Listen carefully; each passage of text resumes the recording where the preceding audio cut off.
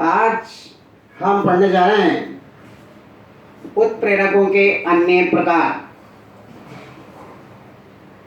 जैसे हमने पढ़ा पिछले टॉपिक में कि उत्प्रेरक एक तो समांगी उत्प्रेरक पढ़ा और एक विषमांगी उत्प्रेरक पढ़ा है।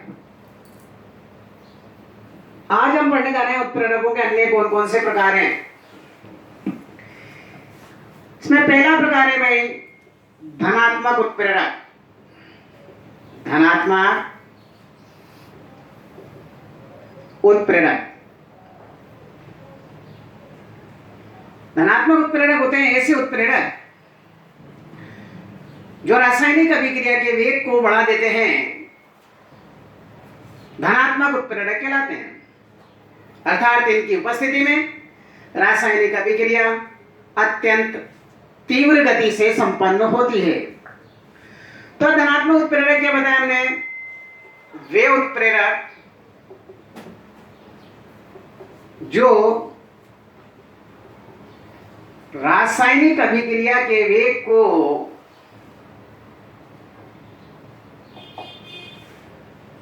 को बढ़ा देते हैं, धनात्मक उत्प्रेरक कहलाते हैं।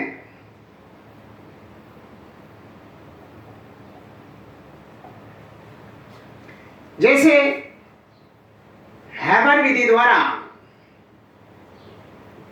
अमोनिया के संश्लेषण में आयरन चूर्ण का उपयोग उत्प्रेरक के रूप में किया जाता है, जिससे अमोनिया बनने की दर बढ़ जाती है। तो यहां आयरन चूर्ण कौन सा उत्प्रेरक कहलाएगा भाई?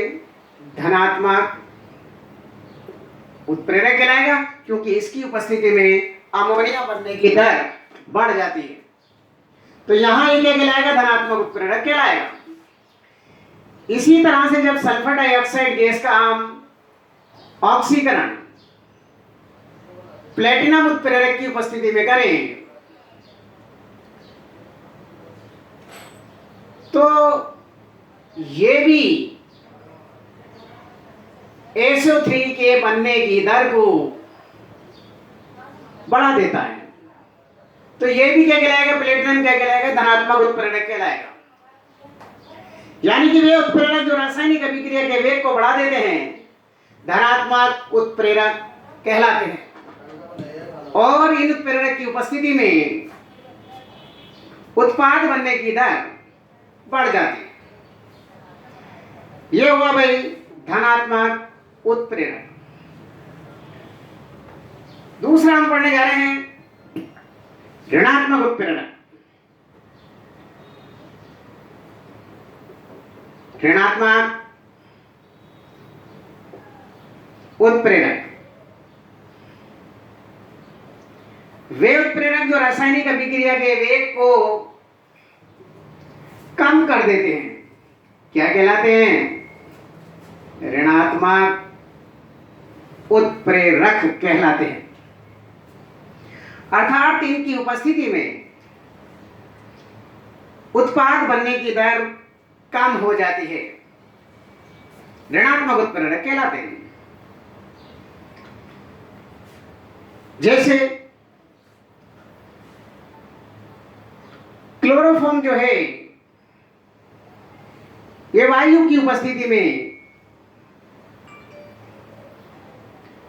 प्रकाश की उपस्थिति में वायु द्वारा ऑक्सीकृत होकर विषैली गैस फास्जीन बनाता है।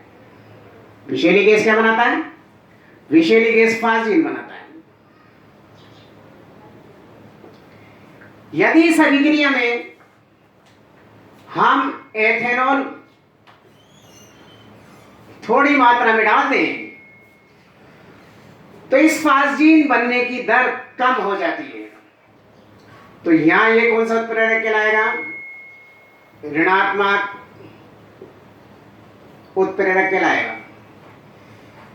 यानी कि एथेनॉल उपरोक्त अभिक्रिया में कौन सा उत्प्रेरक कहलाएगा भाई? ऋणात्मक उत्प्रेरक कहलाएगा।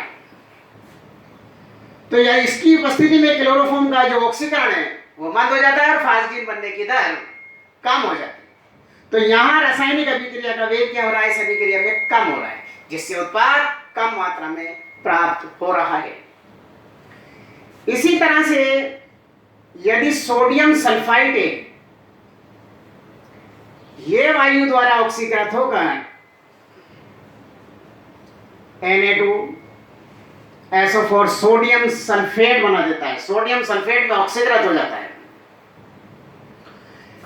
और यदि हम इसमें ग्लिसरॉल उत्प्रेरक डाल दें तो ग्लिसरॉल डालने के बाद इस सोडियम सल्फाइड का ऑक्सीकरण धीमी गति से होने लगता है, जिससे सोडियम सल्फेट कम मात्रा में बनता है।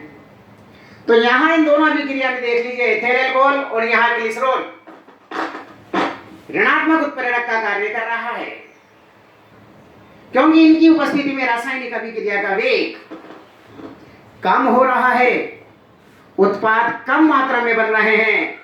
ऐसे उत्प्रेरक क्या कहलाते हैं भाई? ऋणात्मक उत्प्रेरक कहलाते हैं। तीसरा प्रकार है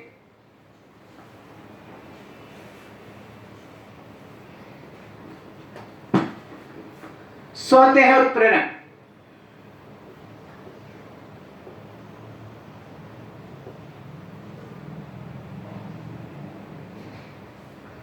स्वतः उत्प्रेरक जब किसी अभिक्रिया में बना हुआ उत्पाद स्वयं उस अभिक्रिया के वेग को बढ़ा देता है तो इसे हम स्वतः उत्प्रेरक कहते हैं।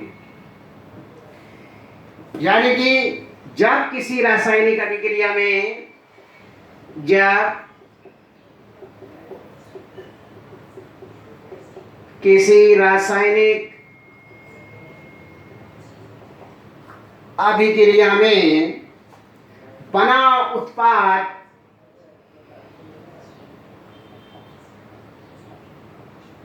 स्वयं अभिक्रिया के वेग को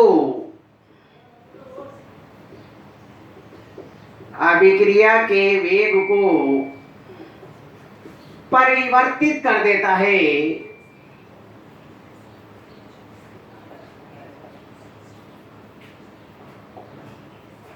तो इसे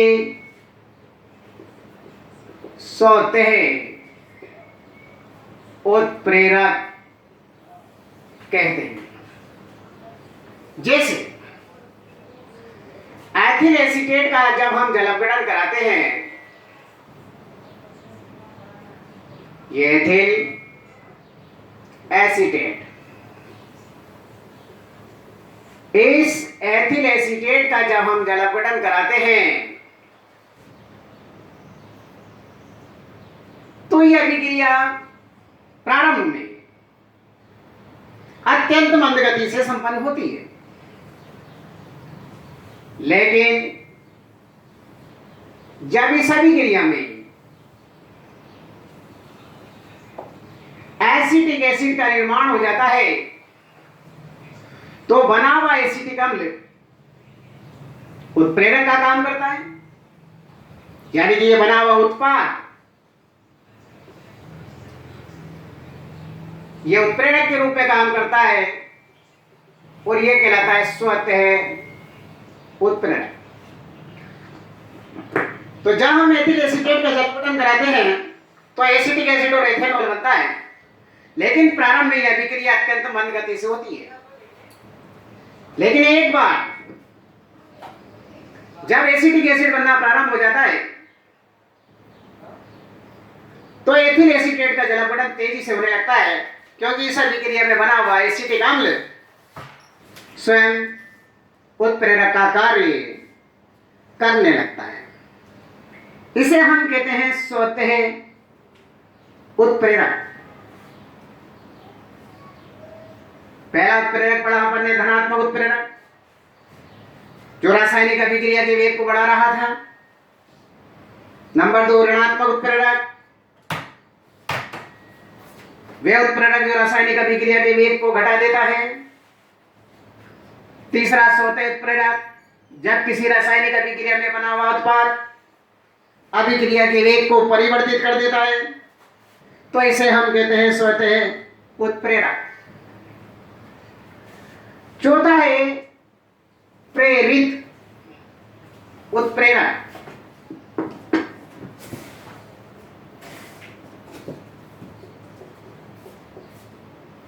प्रेरित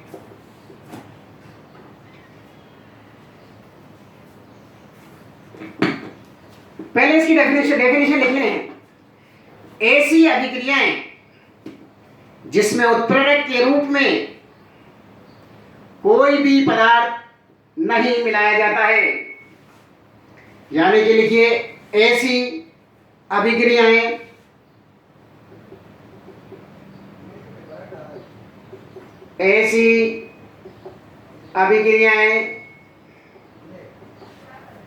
ऐसी अभिक्रियाएं जिसमें उत्प्रेरक के रूप में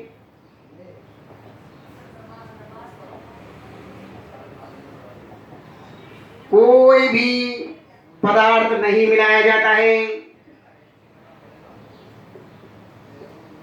कोई भी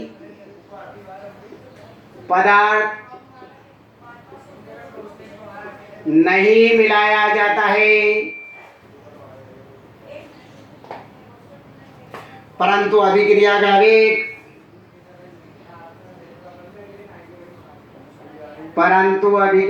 वेग उसके साथ होने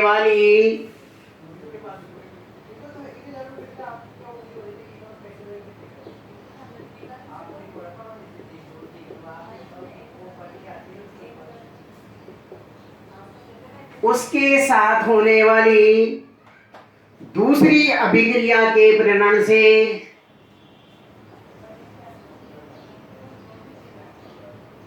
तीव्र हो जाता है। प्रेरित उत्प्रेरक कहलाते हैं। प्रेरित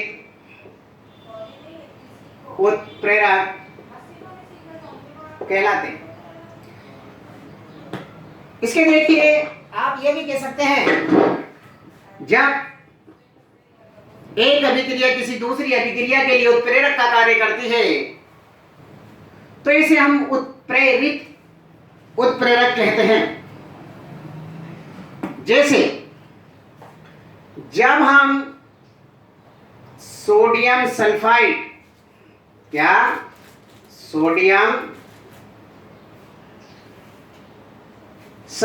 का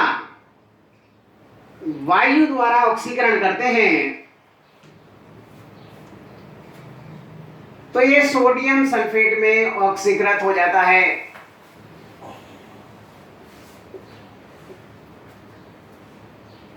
लेकिन जब हम सोडियम आर्सेनाइड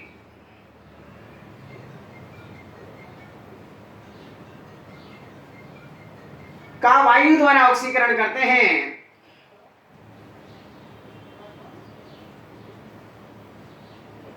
तो इसका वायु द्वारा ऑक्सीकरण नहीं होता है। लेकिन यदि हम सोडियम सल्फाइड को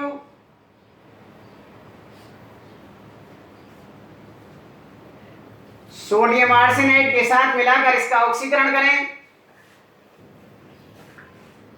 तो सोडियम सल्फेट में और सोडियम आर्सेनेट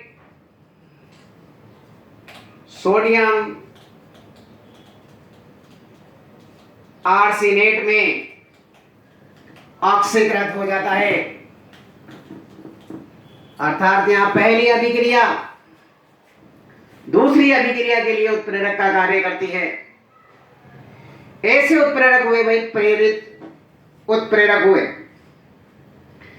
यानी कि प्रेरित उत्प्रेरक ऐसी अभिक्रिया है जिसमें उत्प्रेरक के रूप में कोई भी पदार्थ नहीं मिलाया जाता, परंतु अभिक्रिया का वेग उसके साथ होने वाली दूसरी अभिक्रिया के प्रेरण से तीव्र हो जाता है, प्रेरित उत्प्रेरक कहलाते हैं। जैसे हम सोडियम सल्फाइड का जब वायु द्वारा ऑक्सीकरण करते हैं तो ये सोडियम सल्फेट में ऑक्सीकृत हो जाता है, लेकिन हम सोडियम आर्सेनाइड का वायु द्वारा ऑक्सीकरण करते हैं तो इसका ऑक्सीकरण नहीं होता है। यदि इन दोनों को मिलाकर साथ में वायु द्वारा इनका ऑक्सीकरण कराया जाए तो सोडियम सल्फाइड सोडियम सल्फेट में और सोडियम आर्सेनाइड सोडियम आर्सेनेट में ऑक्सीकृत हो जाता है। तो यहां पहली अभिक्रिया दूसरी अभिक्रिया के लिए प्रेरण का यानी कि प्रेरक का कार्य करती है। तो यहां पढ़े अपन ने उत्प्रेरकों के अन्य प्रकार। पहला धनात्मक उत्प्रेरक, वे उत्प्रेरक जो रासायनिक अभिक्रिया के वेग को बढ़ा देते हैं। दूसरा ऋणात्मक उत्प्रेरक, वे उत्प्रेरक जो रासायनिक अभिक्रिया के वेग को कम कर देते हैं। तीसरा सौते उत्प्रेरक, जिसमें अभिक्रिया में बना हुआ उत्पाद उत्प्रेरक की तरह कार्य करता है। और चौथा प्रेरित उत्प्रेरक, जिसमें एक अभिक्रिया दूसरी अभिक्रिया के लिए उत्प्रेरक का कार्य करती है। तो ये अपन ने पढ़ा उत्प्रेरक के अन्य प्रकार। कल अपन पढ़ेंगे एंजाइम उत्प्रेरक और जियोलाइट। ये टॉपिक अपना कल समाप्त हो जाएगा।